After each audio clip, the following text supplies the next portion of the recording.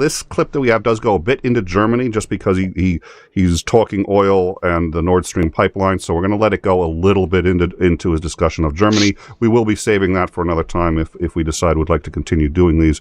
I think these are worthwhile, and because he's not a stupid man, and because he does really seem to have a pretty good mastery of a lot of this material, I think it's very worth hearing what he has to say, but we'll discuss it as we go. So that being said, let's start with his presentation again. And the link to the full one is in the description, both on in time and overtime. So let's begin. What we're looking at here is a map of the Russian space. We have to start with the war. On the left, you've got a combined climate and economic map, and on the right you have a population density map. So let's start on the right.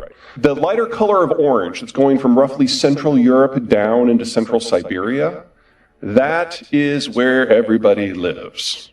Now, if you will notice on the left, it overlays with the green. That is the Russian wheat belt. That's where you grow everything. Now, this is not a particularly great place to be, and there's not a lot of people here. So that lighter color of orange, that's roughly the population density of Nebraska. The green zone, the wheat belt, is really, really crappy land. In fact, in terms of global agricultural basins, it's the least productive of them in the world. And it's because of the weather.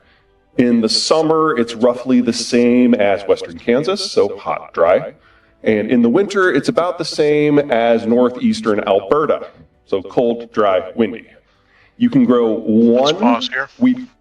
So, I want to go back and point something out. The maps are confusing at first glance because they are not oriented north at the top. They're oriented with west at the top. So it becomes a little clearer for people to understand what he's trying to talk about when you twist them on their sides and look at them from that perspective. So to orient people, I want to point out a few features. Number one, you can see the Black Sea down there, middle of the lower left portion of the picture. You can also see the Caspian Sea somewhat to the right or to the east of that. And then if you go up from there, you see a kind of grayed out area right in the middle. That grayed out area is the Ural Mountains. That's important because the Ural Mountains really delineate European from Asian Russia. So if you want to zoom back out again, you can see kind of what I'm talking about. Now, as he'll mention, the blue areas, that's basically permafrost, it's taiga, it's unusable for any purposes, it's just too damn cold.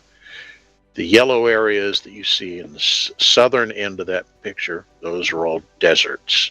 Again, you can't plant on them. So everything in green is where the bulk of the agriculture occurs. The stuff in the kind of grayish tan, that's marginal land. Land that doesn't really have good agricultural qualities, but it does allow for some agriculture. Now, I wanted to point out two things over by Ukraine. If you look on Ukraine's eastern border, there's a kind of gray-looking question mark that comes up. That is the Donbass. Again, not much agriculture going on there. However, that is, or at least used to be, the industrial heartland of Russia and the Ukraine. So it's important because that's where all that important industrial infrastructure was built. In World War II, when the Germans attacked, the Russians simply picked all of those factories up and moved them to the east beyond the Ural Mountains. The trouble is, you can pick up all the tools and machine presses and drills and all that kind of stuff, but you cannot pick up and transport an iron ore smelter or blast furnace. Those stayed, and those are still there and are a major part of why that area is so valuable for the Russians to try to continue to hold. It's where much of the heavy industry is still located. The other part is if you look at the border between Ukraine and Belarus, there's another gray area. Those are the Pripyat marshes. You can't really get through the Pripyat marshes except on a few very narrow roads or railways. Now, later on, I don't want to steal Zeihan's thunder here, but he's going to talk about the routes of approach, the routes that invading forces have attacked Russia. Those are the blue arrow things that you see there.